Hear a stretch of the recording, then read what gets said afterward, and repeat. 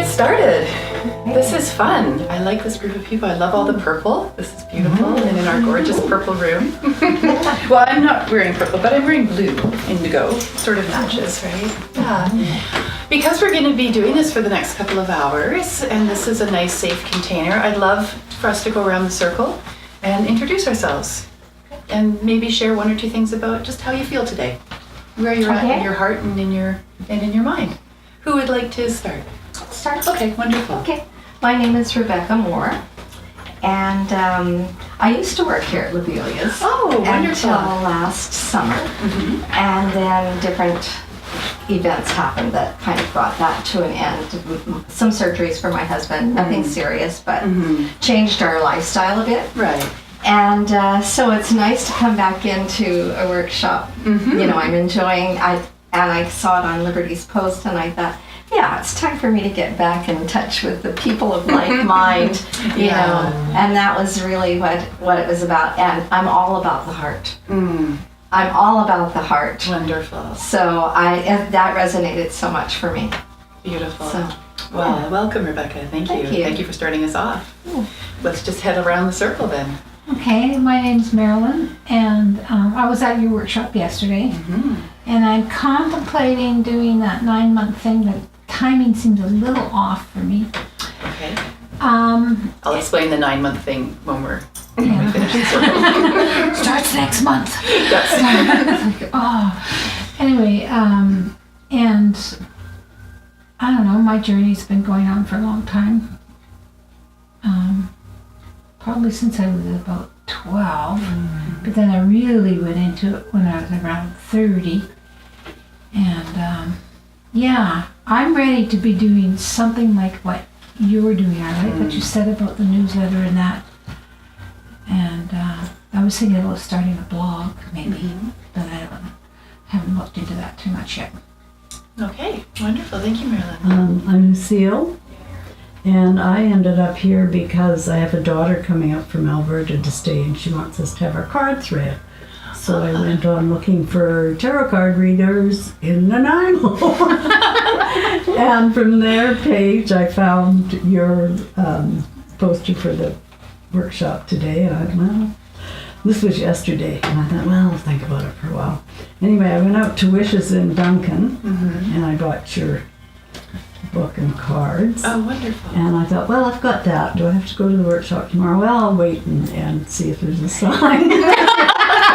And what was the sign? I'm going my partner said, oh, it's so nice, we should go somewhere today. And I said, well, we should go to Nanaimo. And I'll see you in a couple of hours. I said, can you find something to do for 2 hours? And I do this. And he said, oh, absolutely. So here I am. Wonderful. I'm so glad that you made it. Thank you for being here, Cecile. Lucille, pardon me. Lucille.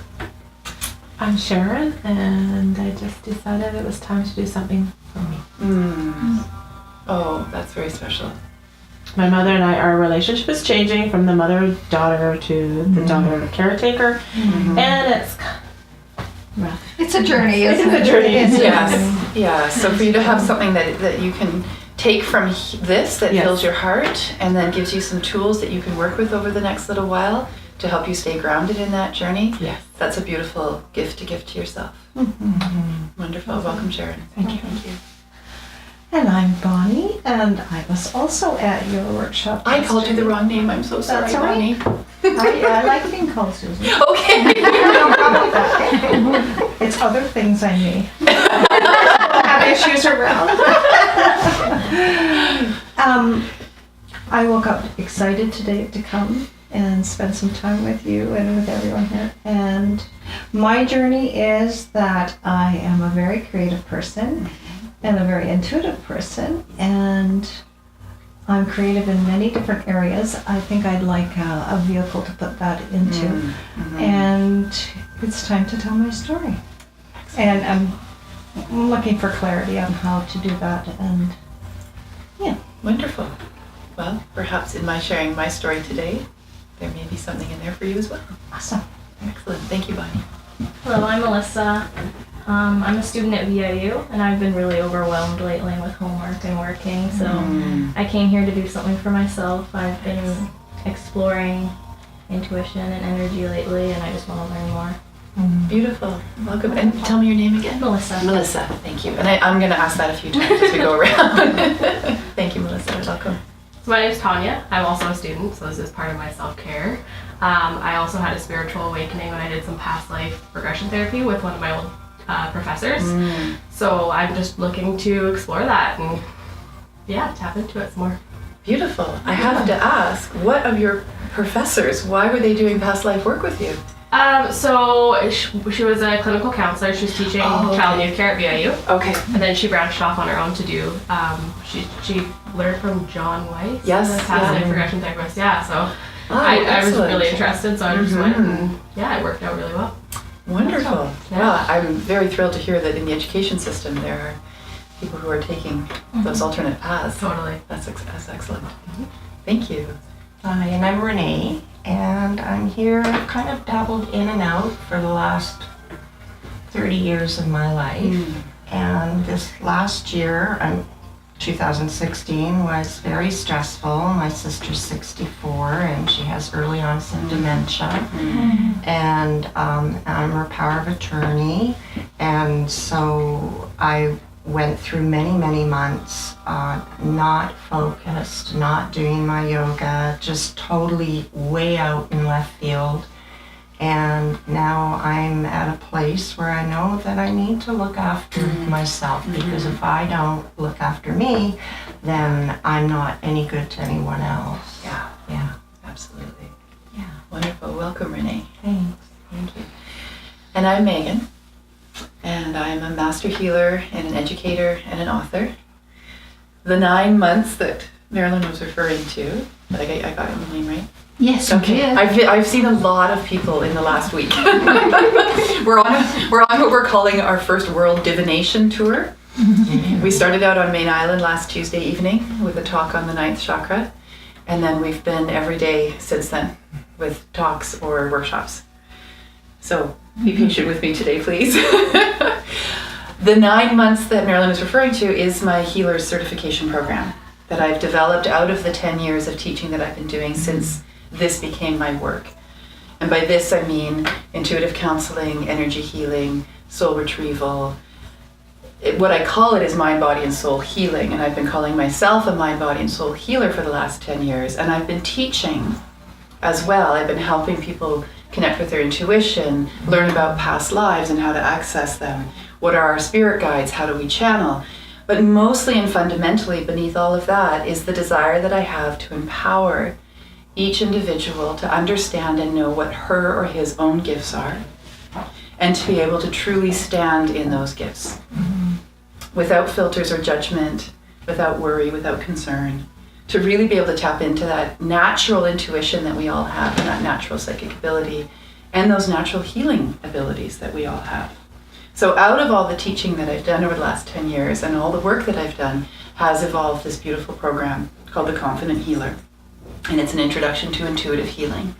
And at the end of a very intensive 9 months, you are certified and supported by me to go out into the world and either set up your own healing practice, taking all the tools and techniques that I've taught you and making them your own and bringing your own beautiful energy into it, and being able to be of service to others as a healer, and to be able to earn an income doing that, to support yourself in that work.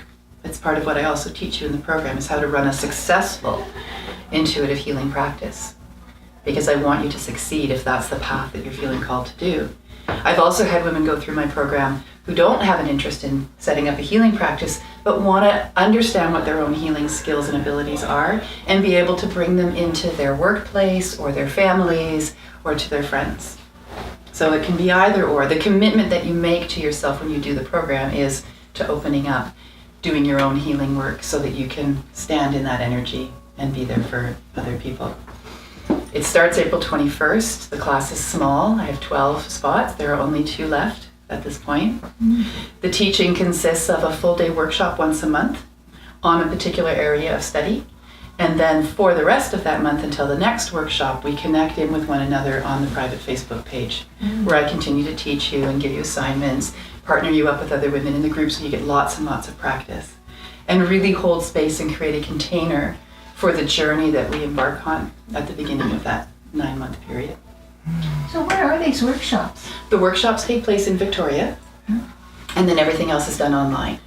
And the intention with that is that if you are from North Island, or if you're coming in from Vancouver, or even from across the border, that's yet to happen, but that's the vision, you only have to come in once a month and have that time with one another. And then the rest of it, you can really be anywhere and still continue on with the teaching and the learning. And does that happen on a weeknight or a weekend? It happens on a Saturday from 11 till 5. So it's got lots of time in the morning to get wherever you're coming from to get there, and then it gives you time at the end of the day as well to make it back home, wherever that happens to be. Yeah. If that's something that you're feeling a bit of a peak of interest in and you want to talk to me about it afterwards, make sure you flag me down. Okay?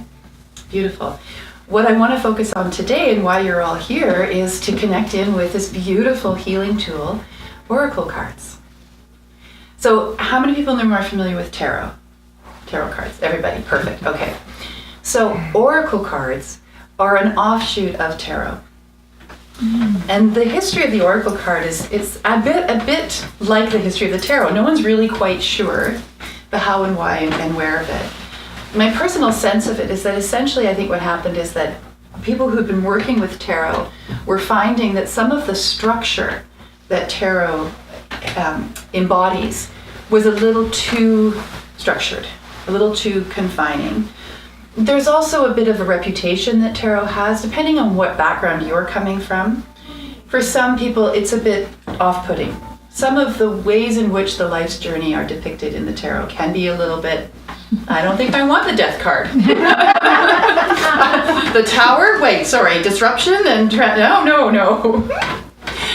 And the interesting thing is that the messages, the symbology of something like the death card in tarot or the tower card do show up in different ways through the Oracle cards as well, but in a different kind of more free-flowing format. So with tarot, there's a story that's told in the major arcana, and then there's a story that's told in the 4 minor arcanas. And I won't go into lots of detail because you've all raised your hands, so you're familiar with tarot.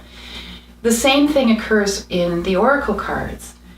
It's the same story, it's the same experiences, it's the same messaging outside of the structure that is expected in a tarot deck. So each card in a tarot deck tells a particular story, and there are very specific symbols and metaphors that are associated with whichever that card is. Right? The 6 of Cups is always going to have particular things. It'll be the clouds, or it'll be the water flowing out, or whatever it happens to be. No matter who designs them, there's an expectation that symbolism will exist in the tarot.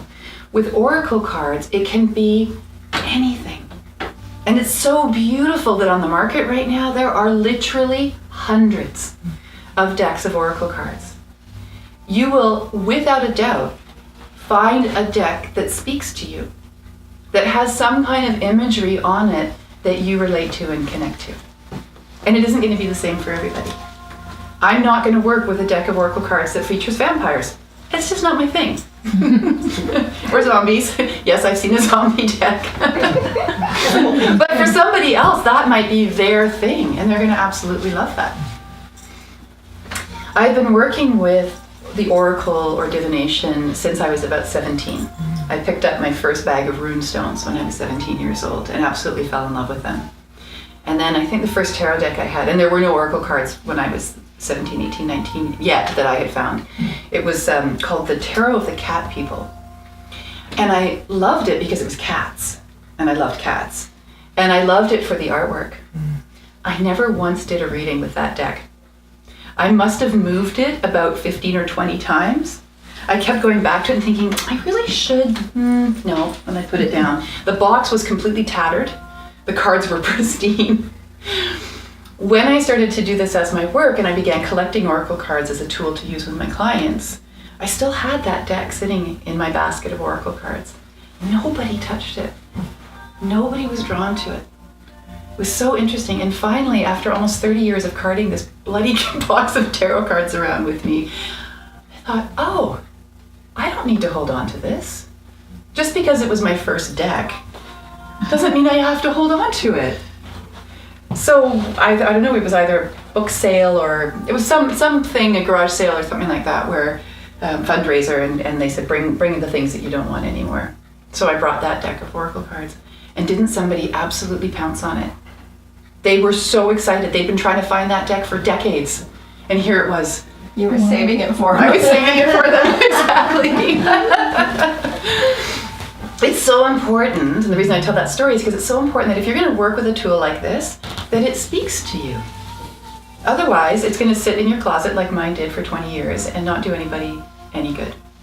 And that's what's so beautiful about the variety of oracle card decks that are out there. There is literally something for everyone. And even if the messages are generally universal, because really what we're doing is tapping into common human experience of love, loss, fear, joy, success, failure, whatever it is. It's something that's universal as far as our human experience is concerned. And yet each one of us does it in our own way. Our story is unique even when we have similar circumstances that we've gone through. Because we all have different backgrounds, we all have different lessons to learn, we're all here for different reasons.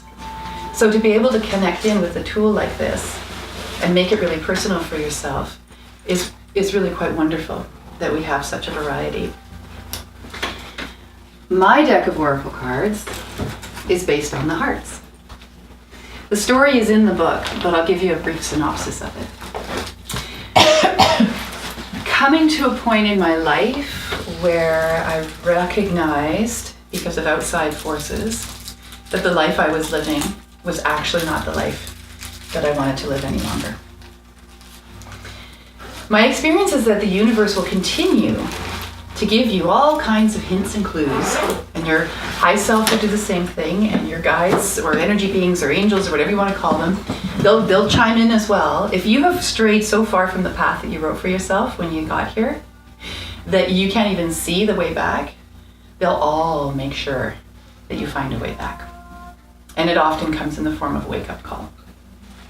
And that was my experience. I was living my life like this. I'm happy, I'm so happy, I'm doing exactly what I want to do, this is how I want to be living.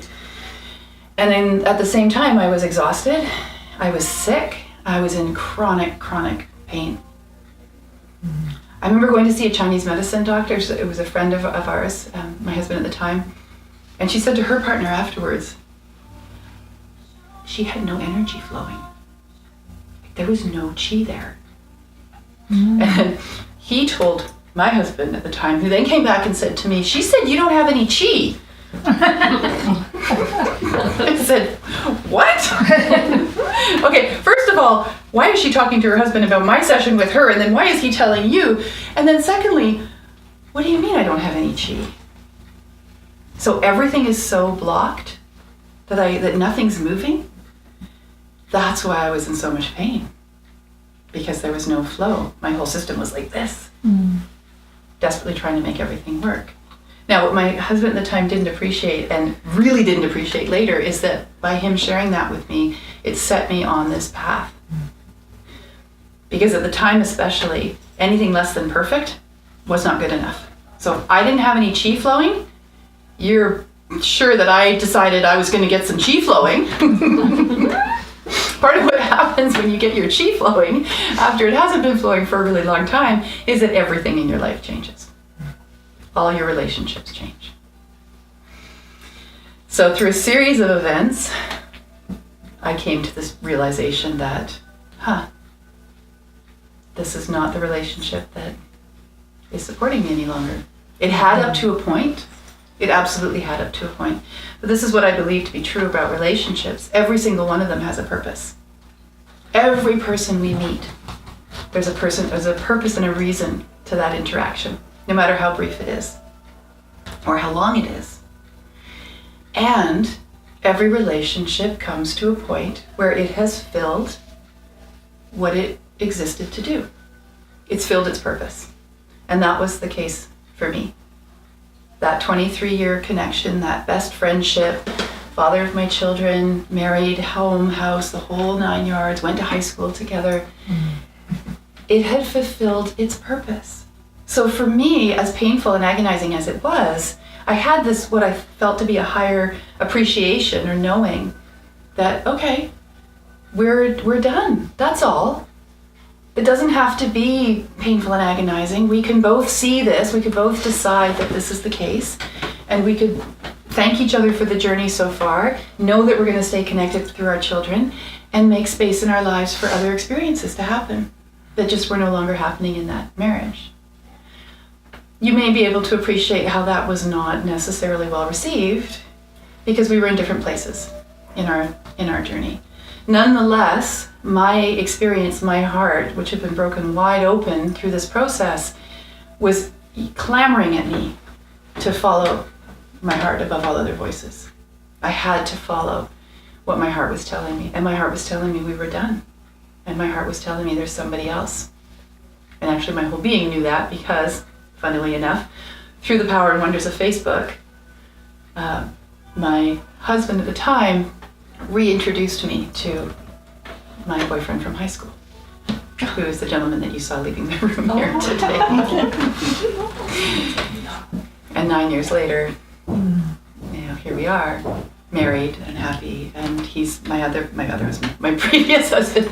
He's with somebody new, and they're happy, and it worked out through all of that journey. And part of what helped me move through that was asking for a sign from the universe that, beyond a shadow of a doubt, when I saw it, I would know that I was following my heart. I was following my path. And the universe is a funny place, of course, that has a great sense of humor, because what it ended up being was hearts. And I started seeing them everywhere. And I've always loved hearts. I always said when I was younger, I want just a little tiny heart tattoo on my shoulder. That's all, just a little red heart tattoo on my shoulder. I've always been attracted to hearts. This was something entirely different. Because I didn't set out, I didn't say, I want to see hearts, and that will tell me that everything's going to be okay. I asked for a symbol, and then, boom, they were everywhere, in places I'd never seen them before. Now, they were always there. That's the thing about a symbol. It's always there. When you begin to notice it, it takes on a significance for you and becomes part of your personal journey and part of your personal language, your inner language of communication. So whether it's a feather or a penny or a heart or a swirl or a snowflake, once you've connected to what your symbol is, and that symbol is the way in which your higher self or spirit or the universe is trying to communicate with you, is trying to get your attention. Once you ask for and receive what that is, you will start to see them everywhere.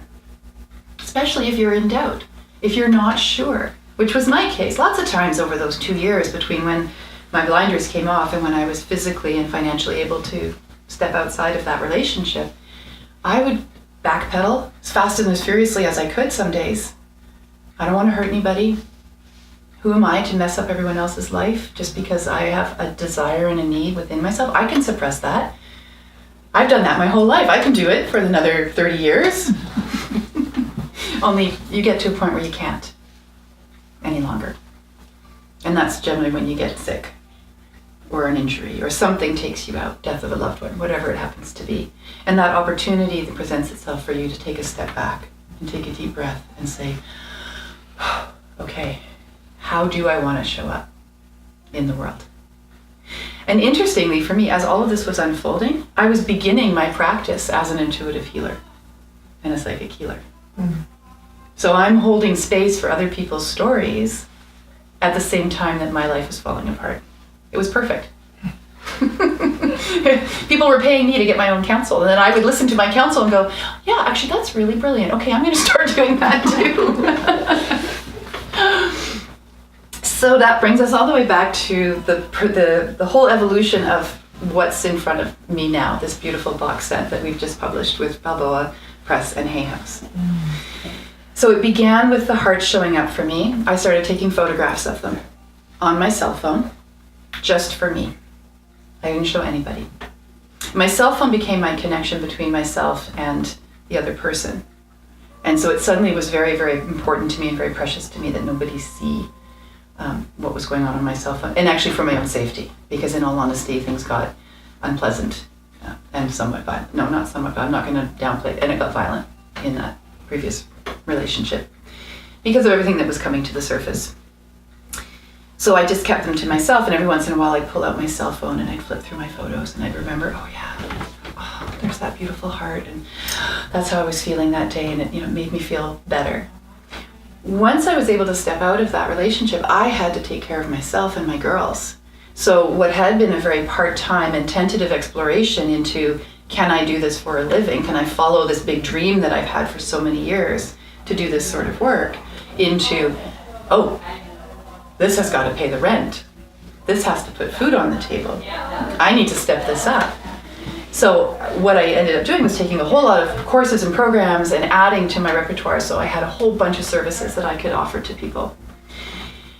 And take what I knew that worked for me and put it out into the world. So I started to put these pictures of these hearts on my business Facebook page. One here and then one over here and one over here, until people started to respond. And they responded so positively to these images. They loved them. They waited for the next heart to show up. And so from there, wanting to empower my clients and my students, I wanted to give them tools that they could work with in between coming in for their classes or coming in for their healing sessions. And that's where these came from. Was what can I create that I can then provide people with, that they can do that own work for themselves in between when they need to come in and see me. We started by doing this as a self-publishing project. My now husband learned how to produce a book online. We figured out how to take the photographs and set them all up. At first I had to go through the hundreds of pictures I had and figure out which ones were going to be a part of that. And that's an interesting quick story in itself. This whole journey has been about finding my voice and telling my story. For most of my life, my illnesses were here, chronically, and then they would move into my chest. Strep throat, I had mumps and measles when I was little. I had mono for a long time when I was about in grade 5. I was constantly having things going on here in my throat chakra. Is everyone familiar with the chakras when I say that? Okay. So this, a little bit? Okay, well, the throat chakra is all about communication. It's about saying our needs and having our needs met. It's about where we hold our limiting core beliefs as well as our limitless core beliefs. The limitless ones are when we can say, in total authenticity and from a place of absolute gratitude, this is what I'm good at. I know that this is where I shine, or this is where I succeed. And the limiting beliefs are the ones that say, I can't, it's not possible for me, I'm not worthwhile, I'm not worthy, I'm not lovable. Those are the core limiting beliefs. And they all come up in here in our throat chakra. After being chronically ill for about 8 months, I finally went to see the nose, throat, and ear specialist, and he said, well, you've still got your tonsils. They never receded. And you've got something called cryptic tonsils. I thought, wow, cryptic, that sounds kind of interesting. And he said, no, actually what happens is your tonsils create these huge crevices, and then food gets stuck in those crevices. And when you get ill, the viruses and bacteria get stuck in the crevices, and so you stay sick. Your tonsils are meant to help boost your immune system when you're little, and then once you've got a good immune system, they're meant to recede. And mine didn't. So he said, we can take them out. However, a tonsillectomy when you're 42 years old is a really big deal. And he said, I wouldn't wish this on my worst enemy, and I kind of like you, so are you sure? And I said, yes, because I can't do my work. I can't talk. How am I supposed to help people when I can't talk? So in I went. Worst case scenario, ended up hemorrhaging. A couple days later, had to be flown back. Yada yada. It was one of those almost dead kind of things. And as I'm coming out of the second surgery, he says, my surgeon comes in and he says, don't talk.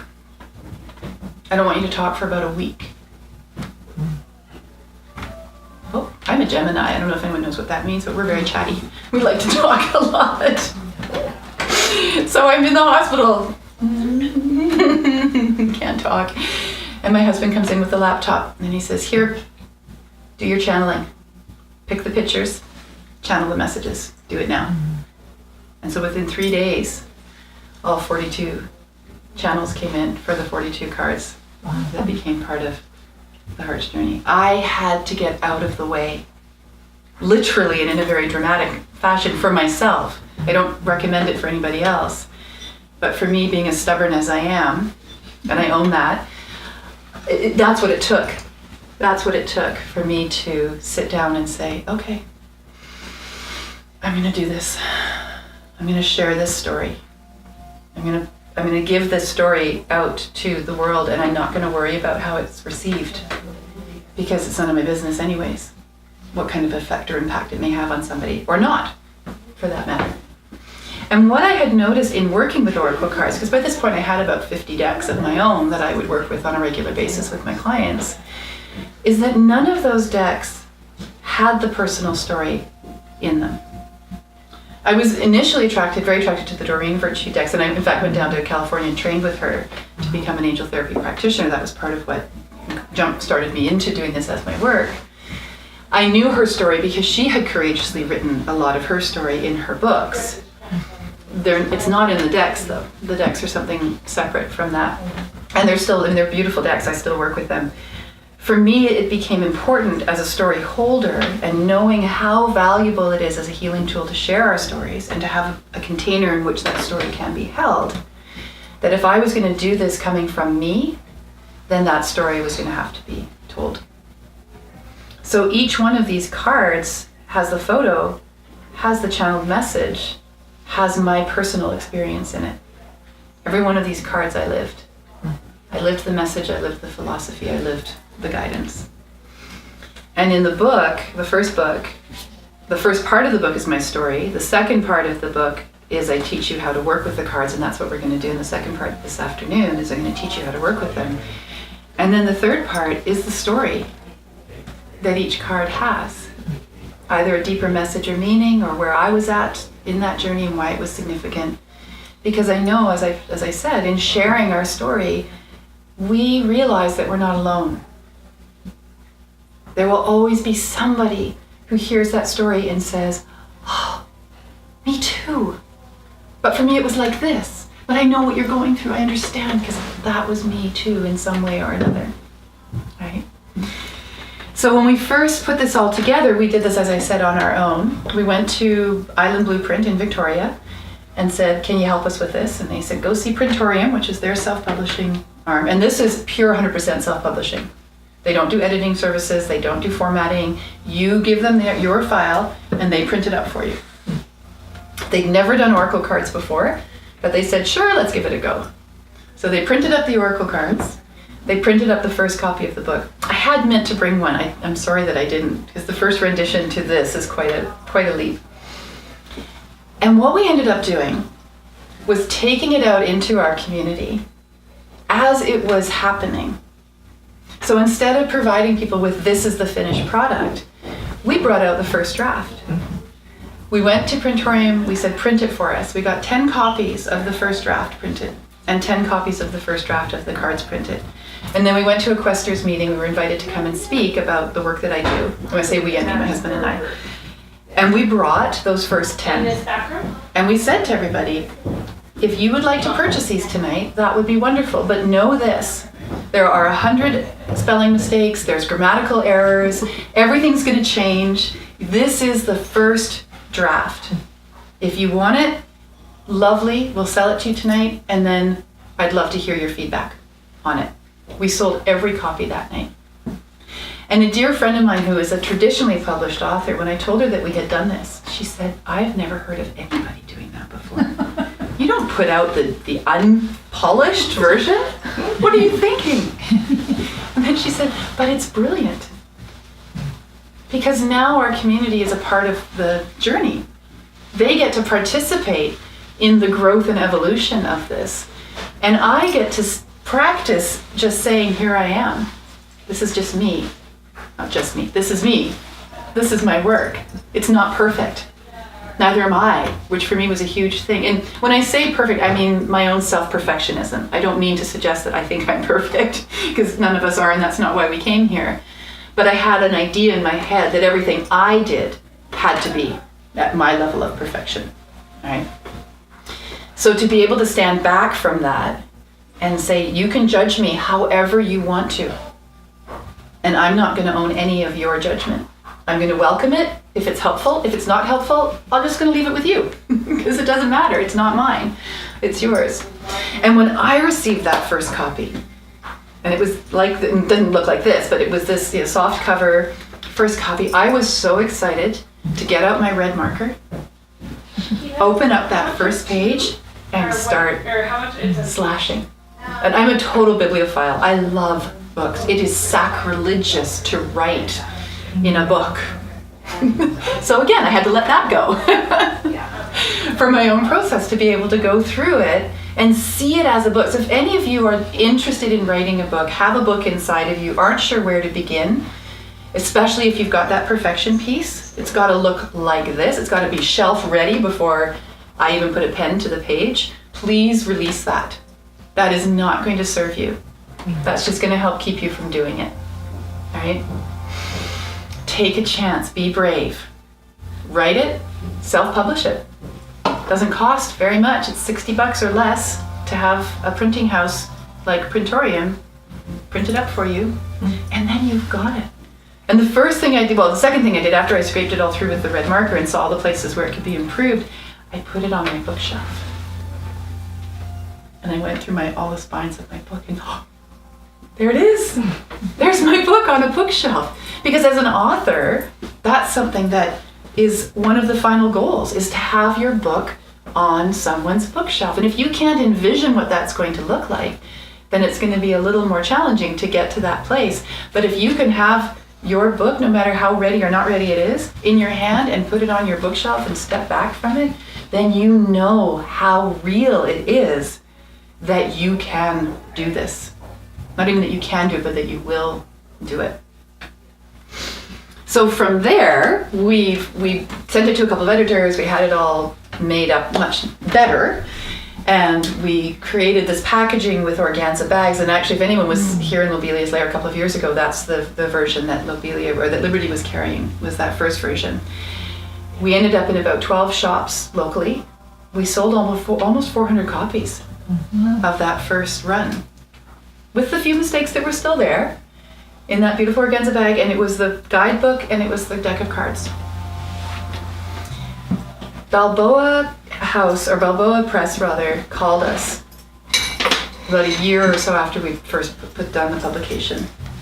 And then somehow a different idea that I'd had for a book that I'd spoken to Balboa Press about, and then I'd stepped away from it because that book ended up evolving into this, and Balboa Press doesn't do oracle cards, or at least they didn't. So the other project came across one of the senior publisher's desks, and she phoned me up and said, "What is this? What are you doing?"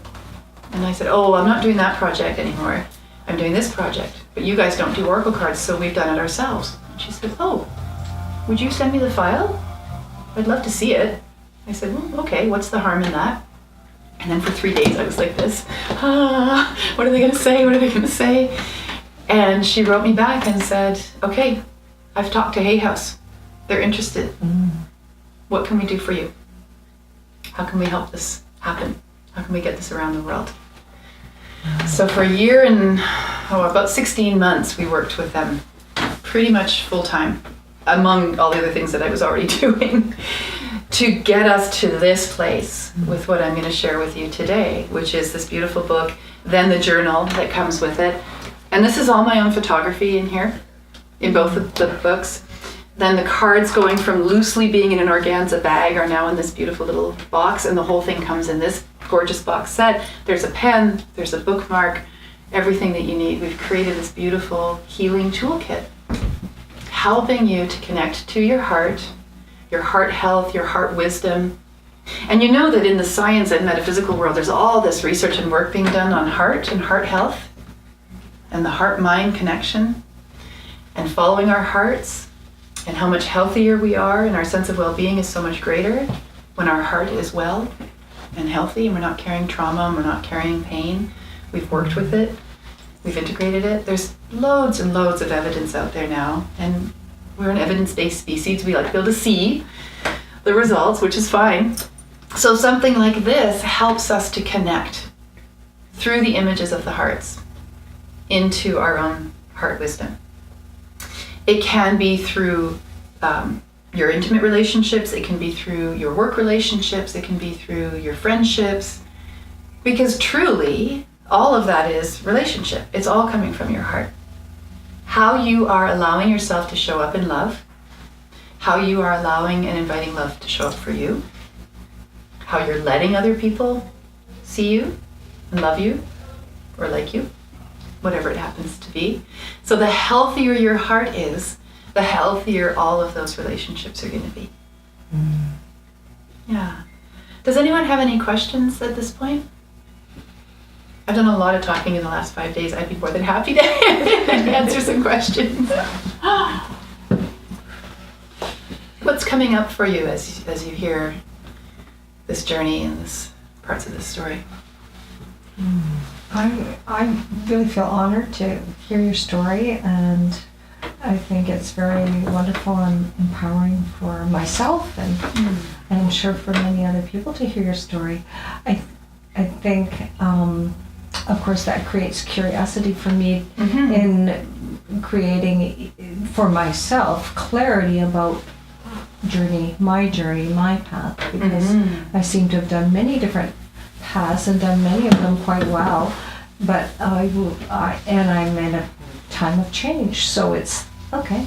I'm looking forward to seeing what the next step will be, and my sense is that it will amalgamate many of the struggles and challenges and joys that I've had in my life and make it all worthwhile in that sense, like to pay it forward, right? Absolutely. And so I'm looking forward to learning more about how I can create focus for myself to do that. Excellent. Yeah. Is that a question? And Yes, how it to do is. that? How to do that. Okay. How, like, I think in my past I haven't necessarily given myself permission to explore this world, even though it's been a big part of my world since I was very small. Yeah. Because of family and society, whatever. Yeah. So it's some of those negative messages, and yet people come and ask always when there's trauma or trouble, what do you think? They find you. Which is fine, and it's just, for me, I would like to make sure that I am doing that with care and responsibility. Right. And also to unburden, I think, because some of us are empaths. I have collected energy and not necessarily had the clarity to realize I have collected energy, and then I'm hanging on to it far longer than is helpful for me or anyone else. Yes, absolutely. There's a lot that comes in with that query of yours. When you say permission, giving yourself permission, that's a huge, huge piece of it. I had to give myself permission to even contemplate stepping out of that 23-year relationship, because nobody else was going to give me permission, right? Even if friends, and I was very careful, I didn't tell anybody what was going on, but that was part of the isolation that I found myself in. On a more personal level, there were dynamics in that relationship that were very controlling and abusive in ways that didn't show up on the skin. And the things that go on behind closed doors that nobody sees. Right? So on the exterior, people would say, wow, it's a beautiful relationship. Look how well they get along. They've been together for such a long time. Knew each other in high school. Best friends. They work so well together. And on the surface, that's what was being shown. The cracks and kinks in that armor, I got to a point where I couldn't carry that armor any longer, of that happy face outside into the world. So part of it was the universe showing up and throwing something at me that I simply could not ignore, that I could no longer make okay. And then from there, it was, wow, what do I do with this? Now that I know how dysfunctional this has become, can it be healed? Can it? Maybe. And then we would try and then no. And then try and then no. And then more and more personality was coming to the surface that had been always underneath the surface that was now in front of me, that I had to decide what to do with. Even with the few people who I did confide in, who knew what was happening, even their responses, which were far more supportive than I ever imagined they would be, without fail, every single person said, oh my goodness, sorry, you've been doing this for how long? Okay, well, you need to go. Even that wasn't enough. I had to give myself permission. I had to let it be okay for me and for my girls. I had to find a place and a space where the way I chose to do it was authentic and was in integrity for me. When it came to this and showing up in my story, it was a very similar process. I had to give myself permission. And I learned how to do that by working with my clients and realizing that all they actually needed was permission. To feel what they were feeling, to acknowledge what they needed to acknowledge, and even to let themselves heal. They were looking for permission.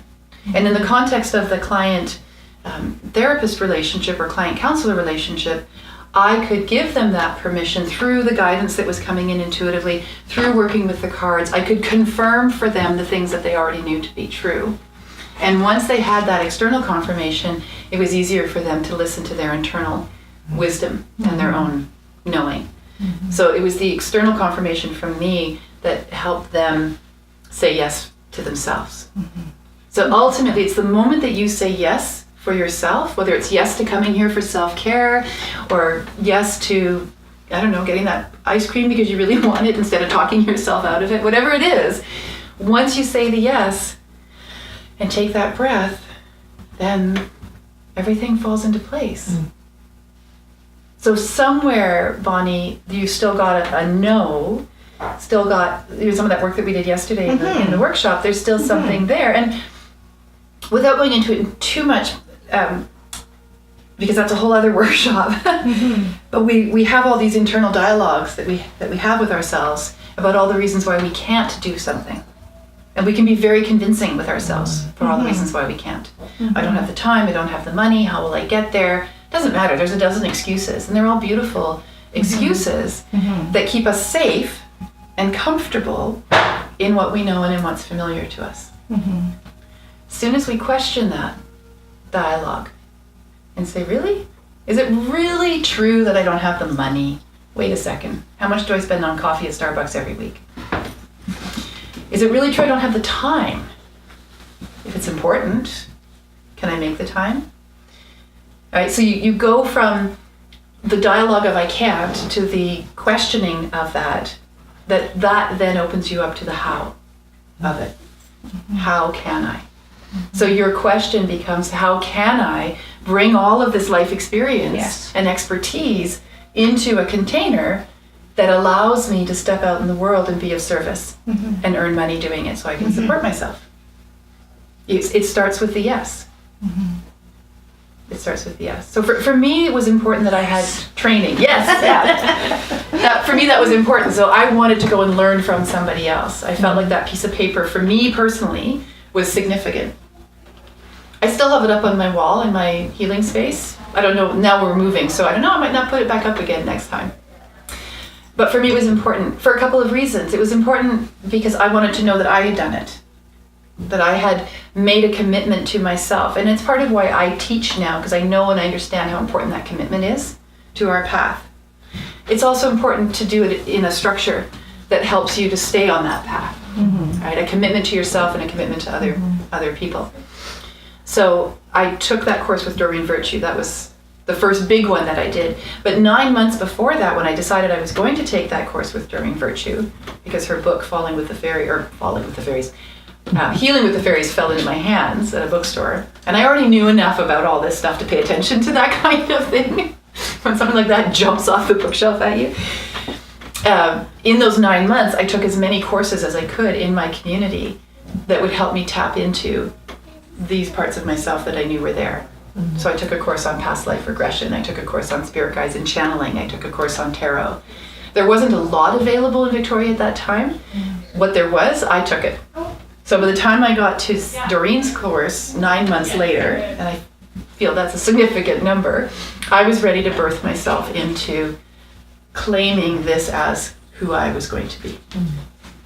Mind you, I did tell all my friends and family that I was going down for a yoga retreat. I wasn't quite ready to come out of the psychic closet yet. But once I came back, I felt, okay, now I have some tools and I have some experiences. So this is the other thing. If you're just not sure, then find a program, find a mentor.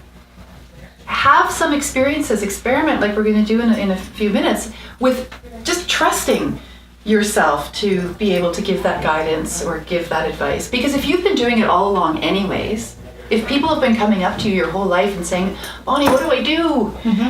And you say, oh, well, why don't you try this? And they go, oh, I never thought of that before. Then you're already doing it. It's, Yes. yeah, right? Absolutely. It's really a matter of, okay, how do you go from people always coming up to you, whether they're friends or strangers in the grocery line, telling you all of their stories and all of their problems, and you know the right thing to say that's going to really affect them. How do you go from doing that just casually to putting out your shingle and saying, I am Bonnie's healing and I can help you on your healing journey?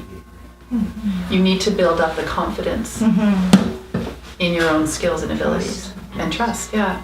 So in that week that I was down in California doing her course, right from the very first morning, like I think we started at 9:30, by 10 o'clock she had us doing readings on each other.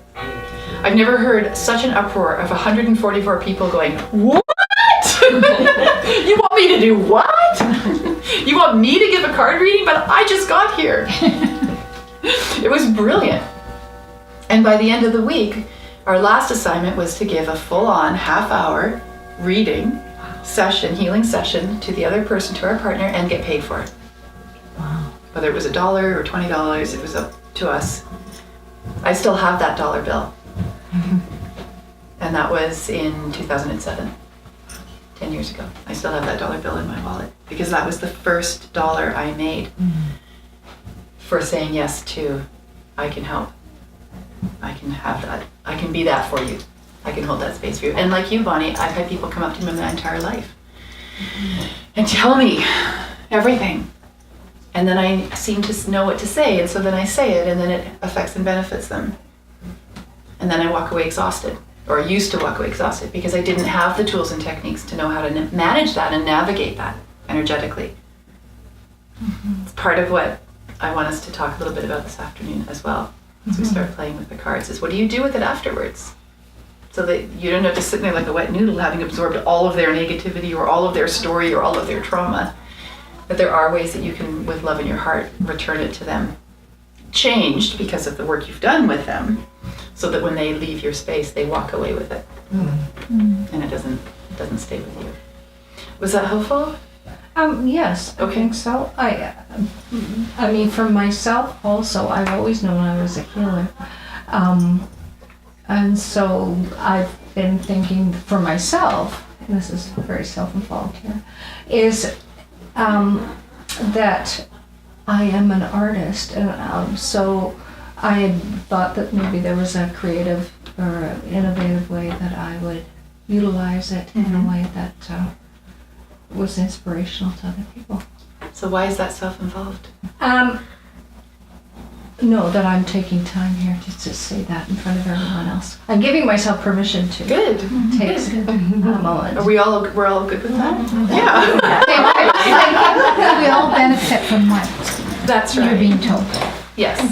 Yes. And as a healer, as healers, as people who want to help, it matters to us that the people that we are around are well. And that's where that comes from. I don't want to take up too much of your time, right? Absolutely. Because you don't want to take up too much of their time. That's part of that desire to heal. As a healer, we're very aware of the well-being of the people around us.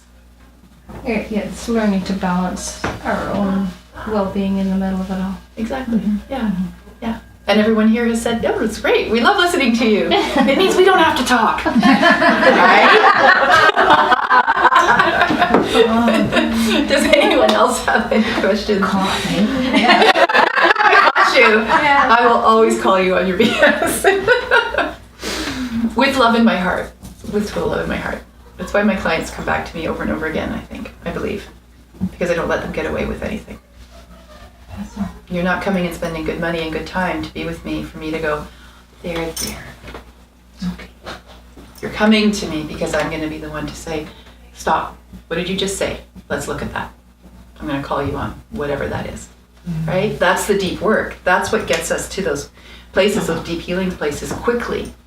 And quite frankly, I don't want to spend 5 years with you coming to see me every single week as much as I might love you, because I know that you can heal yourself much quicker than that if you're willing to open up yourself and be vulnerable in a space that you feel safe in. Yeah.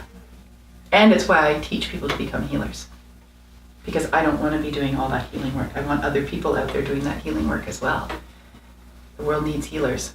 And whether your healing is as rounded as mine is with all the different ways in which I do my healing work, or it's one thing, it doesn't matter. As long as you are showing up in the world in that energy of, I can be of service, I can help. With the knowing that you're not doing the healing for them. Yeah. They are doing the healing.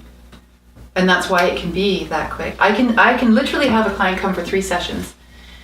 And by the end of those 3 sessions, that person is no longer the same person that they were who walked in at the first session. And even actually at the end of 1 session. Because that's how deep we can go, and that's how quickly we can go when you are coming in with taking that responsibility for yourself and letting me hold space for that responsibility. And really, the more people who can be out there doing that for other people, we need so much healing in this world. Let's get at her. And every tool we can use for that healing, let's use it. So if there aren't any other questions about the story, the process, the journey, shall we play? Sure. Okay. And if questions come up while we're playing, then, fire them off. Let's have some fun with this. So let me just check and see where we're at for time. Perfect. I love when I'm aligned with spirit. All right, so I've brought a huge stack here. This is more than the 42 cards that are in the deck, but it is the same 42 cards. And what I would like us to start with is each of you pulling a card for yourself. I'm going to pass the deck around. Let me give it a good knock first to clear the energies. Now, how many in the room have worked with oracle cards before? Okay, anyone else? A little bit? Just for myself. Yeah. Just for yourself. Yeah, Well, myself. Yeah, perfectly. And that's what we're doing first. We're starting with the self. So everyone raise their hand for tarot. Has everyone worked with tarot cards? Or is just familiar with Just them? for myself. Familiar. Just for yourself. Okay, perfect. Well, the self is the best place to start. If you're not going to do it for yourself, there's no point in doing it for anybody else. Right? So isn't this beautiful? This is the first card that I just pulled for me. I saw that. Did you see that? See how subtle that was too? It was almost like a magician.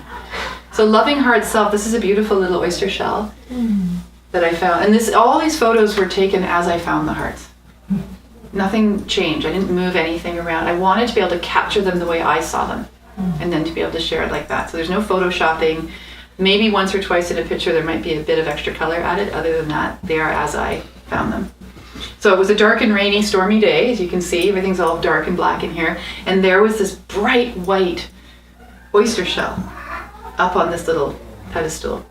And when I did the channeling for it, it came through as loving self heart.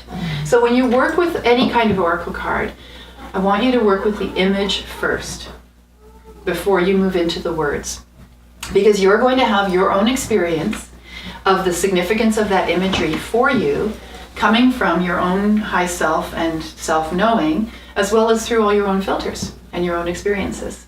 So trust that first. What is your initial response to that image on the card first? When I first saw this, I thought there's this little shell, it's all isolated, it's all dark around it, and there it is glowing. And it felt that sometimes we let our hearts get really small because we've stopped loving ourselves. We've forgotten how to do that. And so everything gets really small and tight, but it's still there, it's still glowing. And we need to remember that. So that's what this image for me connected into. And then the channeled message is, how do you see yourself in love? Are you wanting to be put on a pedestal to be noticed? Or are you ready to be seen as an equal partner? And for me, I wasn't putting myself on a pedestal, but my former husband was, in a way that wasn't healthy. And truly, in true partnership, neither one should be on a pedestal. Because there's an enormous amount of expectation that one is expected to fulfill when put on a pedestal by somebody else. Right? You're put on that pedestal to be something for the person who feels like they're down here and you're up there.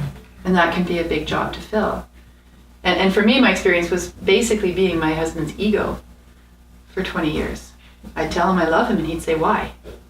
So, what do you mean, why? Don't you know why? No, he didn't know why, actually.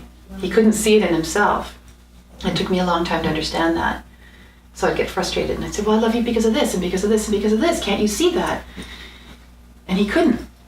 And after a while, it becomes exhausting to try to convince somebody of something that you feel if they're not ready to acknowledge it. So that's a bit of the backstory to why this was significant for me. And then why there is that question of equal partnership. Because my next experience of being seen instead of trying to get noticed was one of equal partnership. So knowing now the difference between trying to get noticed and being seen, I want that for everybody. I want you to know what it feels like to just be seen and have everything about you be okay because you're just seen. Okay, so let's pass the cards around. Give them a shuffle, however it comes to you. This is what I tell my clients and my students, however it comes to you. Some people want to cut the deck, that's fine. I usually shuffle and wait for it to fall out, however it comes to you. First one, second one, and you want to look at them, and if it's an image that attracts you, you can do it that way as well. Which one did you get? Ooh, heartache. Isn't that beautiful? It's a little tidal pool. Yeah, it's beautiful. Mm-hmm. So take a moment and sit with the image first before you turn it over. Now, something to know about the messages that come through in oracle cards. It's all channeled information. It's all guidance that the author has learned or experienced in their own life and that they're sharing through the images and through their own channeling. And sometimes when you read it, it's going to hit. You're going to go, wow, how is that even possible? It's just perfect. Sometimes you're going to read it and some of it's going to connect for you. A word, maybe. We had a woman in the workshop yesterday and it was one word on the message, which was transformation. And that led her into this whole thinking process of, oh yes, and that's where I'm at right now, and that. And the rest of the message wasn't important. It was that one word that her higher self wanted her to pay attention to. Sometimes you're going to get a card and you're going to look at that card and think, that's so wrong. Not because of denial, not because you don't want to see the message. That can happen too. Sometimes you're meant to be the channel to give that message to somebody else. And that's when the first person that comes into your mind after you realize it's not for you is the person that that message is for. Thank you And for then that. you're welcome. And it's an important distinction. Any kind of guidance like this, any sort of meditation tool we work with where we were receiving information, the claim can be made that we're just trying to make it fit our circumstances because we're so desperate for some kind of confirmation of our situation or of the way that we're responding to that situation. In my work with oracle cards, I have yet to have a client, a student, or myself pick up a card and not make some sense of it for ourselves or for somebody else. And if that's because our brain says, "Ooh, I need this to work for me," so be it. There's nothing wrong with that. There's nothing wrong with your mind trying to find solace and comfort in a message or words and trying to make it fit. There's nothing wrong with that if that's what's indeed happening. I've seen this though so many times now, hundreds of thousands of times, easily in the last 10 years. I don't believe that's exactly what's happening. I've watched people who are complete skeptics, who are absolutely, there's no way this is anything that has any value, it doesn't work whatsoever, in tears because of the message that they received and how perfect it was and how unexpected it was because they didn't even believe that it was going to happen that way. So something else is going on beyond just coincidence, is what I'm saying with that. But if it just needs to be coincidence for you, then let that be fine. So is everyone willing if we go around the room to share the card that you've had, and I'll help you with it. And if anyone else gets any intuitive hits as we're sharing, feel free to put your hand up and share for the person. Yeah. So which one did you get? So I got, the card I pulled was Heartache. And I thought, well, that's interesting. Okay, what is that? But when I read the message on the back, I knew exactly what it was about. So can I read the message? Please. Okay. So the message said, your heart is wide open, allowing others to take advantage of you. Do not change your circumstances, change yourself. Stand your ground and be mindful of your boundaries. Well, I had a situation this last week where a friend made an assumption about a situation, and it wasn't the first time, but so recently there's been a total of 3 assumptions made that were, in my experience, weren't really correct. Right. And it kind of took this last time, that was a couple of days ago, it kind of took me aback, and I thought, again, and then I'm talking on the phone with this friend, and this voice inside of me saying, you have to change, this has to change. This can't keep happening. This has to change. So I'm checking with myself, okay, is that me saying that, or is that something guiding me, right? Am I rebelling here, and I thought, no, it really has to change. So what this is for me is confirmation. Right. That is exactly what will happen, and it'll happen. I didn't feel frantic about it. I just felt very, what's the word I could use? I felt very firm about it. You know, like, Yeah. You knew. Yeah. That, okay, this can't go on. Yeah. And so it surprised me because I wasn't expecting anything like that to occur in this relationship. And I thought, well, that's how we grow. That's right. And so for me, because I'm not a person who likes controversy, I had to get stronger. Right. Boundaries and connecting in with that heart strength. Yeah. Thank you for sharing that. I'm going to ask you your name again, please. Rebecca. Thank you, Rebecca. So once you've had the experience of the front image and then the experience of the back image, if you want to take it deeper or further, or you want to know what more there is to the card, that's when you can go into the guidebook where each of the stories are for the cards. So this one says, in the granite shoreline around Victoria, wonderful erosions can be found, including heart pools. This heart tidal pool seems so expansive to me, as if it were trying to encompass the whole world. The world has many wounds, and you cannot cure them all, nor are you meant to. You aren't here to save the world, and the world doesn't need you to save it. And you can take that into, okay, here's this friend. Do I need to save them? Do I not need to save them? What does that look like? And perhaps in saving the relationship or having the relationship grow, it's in you standing within those boundaries. Some people will continue to take from you as long as you keep giving to them. This is all about teaching people how to treat you, right? They'll never learn how to heal themselves. Pull in your energy. You are overextending yourself at the risk of becoming drained. You can say no to the world and it will be fine. Take care of your heart first. Only then will you be able to help those who will need help from you. So that was beautiful. Thank you. You're very welcome. You get to keep these. These are for you to keep these cards. All right. Yeah. Marilyn. I'm sure glad it's not the same one I got Thursday and Saturday. It was all about grief. And by the time Saturday that one came up, then I was in tears. So this one says heart trap though. Okay. And it says, and it's like a spider web. It is a spider like web. a tunnel spider web. I mean, holy smokes, eh? You may feel trapped by love. No. It may seem impossible to move out of a relationship because of someone else's complexities. Oh, I got it. Someone else's complexities. There are solutions. Take steps towards well-being with others' help. I have this friend. I'm going like this. Like my husband and I have a wonderful relationship, and I'm going trapped by love. Well, okay, I guess in that sense because I've been associated with this person since we moved into the neighborhood around 30 years ago, and it's toxic. So I had to cut myself off from her. But my support group is not supporting me in keeping myself cut off from her. Okay.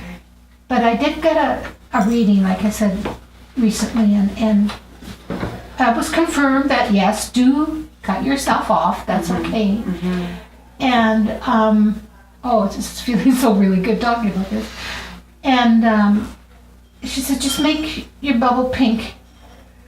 And anytime that, other people are arranging things that are going to put you two together, she just won't be able to come. And, just happened to mention that, well, like for Christmas, I don't want to be at another Christmas with her. And, oh, well, you know what? Maybe her daughter's in Ottawa. Maybe they'll go there for Christmas. I get home and I said this to my husband. He says, they are going to Ottawa for Christmas. So, yeah, it's, Yes. And that lady used the cards from Doreen Virtue's. That was the other thing, is I have to get back in touch with my fairies. And I've been to Findhorn. If anybody knows about Findhorn, oh my God, what a wonderful experience that was. But I want to get back in touch with my fairies, and I'd like to know what it says in the book. Yes, I will happily read it to you. Thank you. So it says, I found this spiderweb heart on an old growth tree in a wooded area on Main Island, Canada, which is my heart's home. Most of the surrounding area had been logged many times, indicating old wounds to the land that had not healed. When I saw this web, I knew that it was for the Healing Hearts Oracle cards. I also thought I knew its message, but I was wrong. The web's message isn't about connecting and weaving our lives together. Instead, it is this: you can each feel helpless in love. You are capable of staying in relationships you know are no longer healthy for you. You stay for fear of safety or other people's judgment. You stay for what could have been. You stay for a love that once was. You stay because you are told you cannot leave. No one has the right to keep you where you no longer wish to be. Step out of entanglement. Seek help. Help is critical in any time of transition.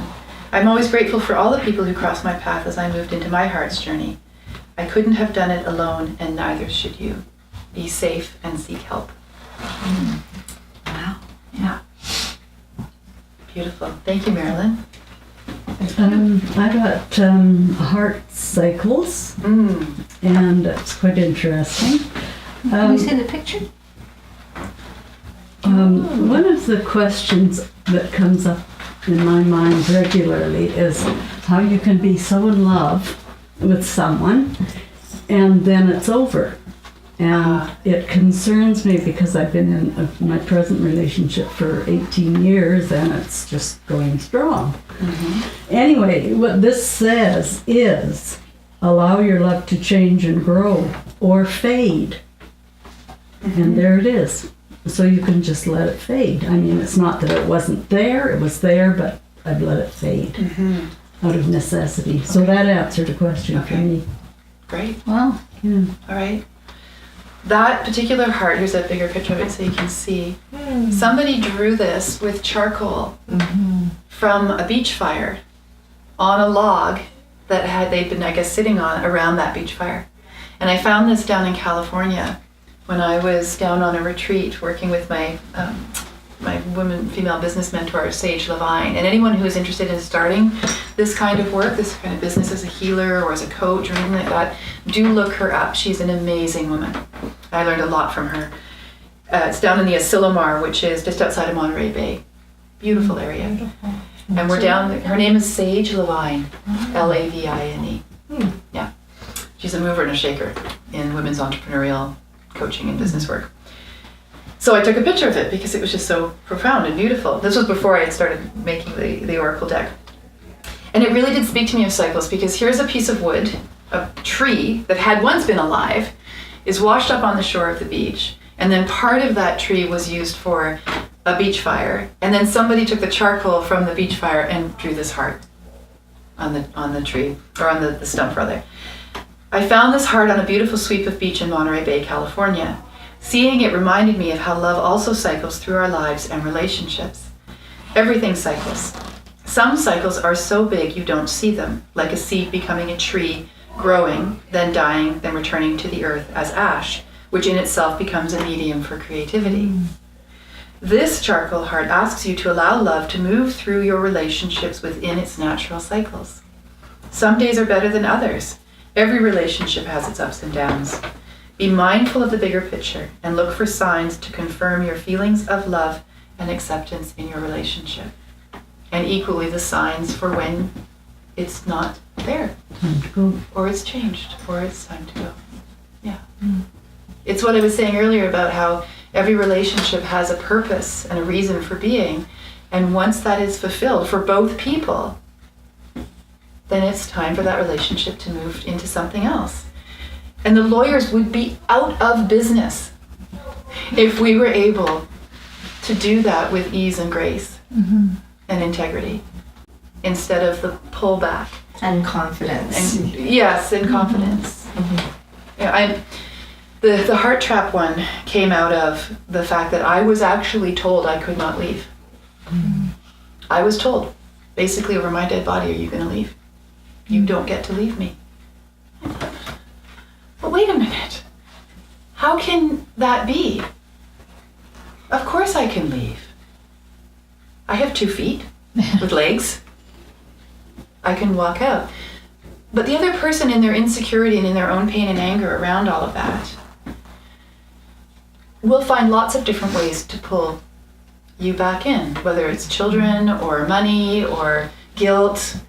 You know, I'll kill myself if you leave me. I can't live without you. No one else will love you. You'll never make it out there.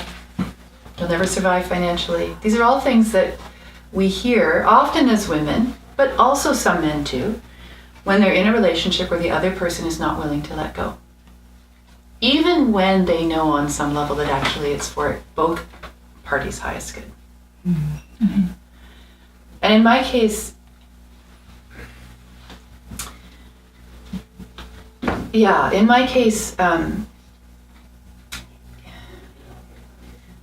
mindful. Oh, sorry, we can always edit it out. His sense of himself was so wrapped up in my being in love with him that he didn't have any idea how to love himself. And in actual fact, nothing he did was for me. Everything he did was for him to ensure that I would stay and not see his true self, the self that he knew of, that was different than the self that I knew of. And although when we would have conversations prior to all of this unfolding, he was happy to see the big picture, not when it came to this point. And his pattern had been to always fall in love with other people outside of the marriage. And when it was my turn, he couldn't deal. I had dealt, I made it okay time after time after time. And I don't say that to be a victim. I mean, I really made it work. As painful as it was, when the shoe was on the other foot, it was a whole different story. And for me, that just showed us what different places that we were in. And not that I was in a better place or that I was better than him in any way. We were each on our journey. My journey was to take everything I already knew and had learned and apply it to myself. And in the best way that I knew how, to move myself forward out of that relationship while maintaining my children's well-being and my business well-being and my community well-being. Yeah, so those cycles, they're there and not always easy to be in. Until sometimes, you get to that place where you can't say no anymore. You have to say yes to the direction that you're going in. Yeah. Wounded heart healed. Yeah. Oh yeah, I've written that one. Does anyone recognize what that is, the medium that's on? It's an Arbutus tree branch. I got that far in the book. Is that the one that you had for the last 2 times? Sorry. Was it that was Wounded Heart Healed that you got at the workshop? No, I got the one about grief and needing to cry and the flow, heart flow. yeah. Yes. I mean, good grief. So yes, this is Arbutus bark. Oh, okay, because I thought it was in the sand. I did too. And it's got a little S beside it, which is my initial. Oh, yes. Is that for you or what? So was that carved in the arbutus tree and then the bark grew over it? Really? It healed itself. Mm-hmm. Yeah, but it left the scar. So creatively express your heart wounds as a way to healing. In sharing your story, you connect to others and create beauty. Find the beauty in your wounding. What does that mean for you, or to you, Sharon? I think it's an arrow pointing me in a direction. Ah. Okay. Is how I see it. It's going to take me a while to get there, That's okay. but there's hope. Mm-hmm. Yeah. And so often we hide our scars, right? We don't want anyone to see the pain that we're in or the wounding that we're in. That was certainly my experience. I had my happy face on 24/7. Nobody knew what I was going through. I didn't even know what I was going through because I was making it be okay. And not just in my marriage, just in other areas. I lost my mother in my early 30s before my children were born, for example. And my mom was a severe alcoholic when I was a teenager, and there was all of that. If anyone's had that experience, you know what that's all about. And there's just all these places in my life where being there for everybody else was my way of coping with my own wounding. It meant I didn't have to look at it. I could just keep it over here and not deal with it and just be there for everybody else instead. Rather, the message that this card is yes, you show up, warts and all. Your scars are part of who you are. Why not be proud? Be like the soldier coming off the battlefield and say, this is the wound that I got when that happened, but look, I survived. Right? That's what that card is all about. It goes on to say, the arbutus tree has the most beautiful bark, smooth and cool to the touch, like the sensual skin of a lover. And like skin, it scars as it heals itself, and each scar tells a story. I've often wondered what we mean by healing. If each of us experiences love uniquely, then isn't it equally true to say that we will experience healing differently? You may tell me you're not healed, and I might say I am. Who is right? Someone once said to me, we'll get you as better as we can, but it won't be like it was. Of course it won't be. And who would want it to be? The healed heart on this arbutus tree branch demonstrates the force of the living organism's drive to heal to the best of its ability. There can be a feeling of vulnerability in showing what remains of your wounds. Let it be okay that you still hurt sometimes. Right? We don't all have to be brave warriors. It's okay to cry. It's okay to let somebody see that you're feeling sad, or you're feeling hurt, or you're feeling wounded. It gives them a chance to help you. And that feels really good, doesn't it? To be able to help. So let it be okay that you still hurt sometimes. It doesn't mean that you have failed to heal. It means you are able to be true to yourself and your feelings. This heart scar asks you to creatively share your healing. Write, draw, paint, or dance your healing. It is safe to show your battle scars. And truly, that's at the seat of all creativity, isn't it? There's a drive, there's a need to express something, to move it from our insides to our outsides. And look around this room with all these beautiful paintings. These artists said, I have to put this out there. I have to take what's inside of me and I have to put it out. And art can be an incredible healing tool. Absolutely. A way to connect with ourselves, a way to be vulnerable, a way to show up in the world. Writing is the same thing. Dance, it doesn't matter what you're doing. Knitting, it doesn't matter. It's a way to take what's inside of you, move it through your hands, and bring it out into the world. And you simply don't know the impact it's going to have on somebody else. You might save someone's life, literally. But if you keep it all inside, not only do you not have that effect and impact on other people, but you might die yourself from not expressing it. Yeah. Thank you, Sharon. Honey. I drew Ancient Heart. Ooh, It's beautiful. isn't that gorgeous? It's got a lovely iridescent heart. Yeah. And it says, love is the primordial, universal energy that echoes through time. If you are holding on to past life love patterns, release them now. fully embrace the loves of this time and place. What does that invoke for you, Bonnie? Well, my sense is past life. There's past life things that I'm not always clear about, obviously, or I would do something about it if I knew what to do. And I also think in my family, my genetic family, we have a lot of mixed ancestry, and so there's shame about that, and a lot of mixed messages about that. And it was really it was important not to say who they were in order to help their children survive and have a better life. Is it safe now to say who they were? I think so.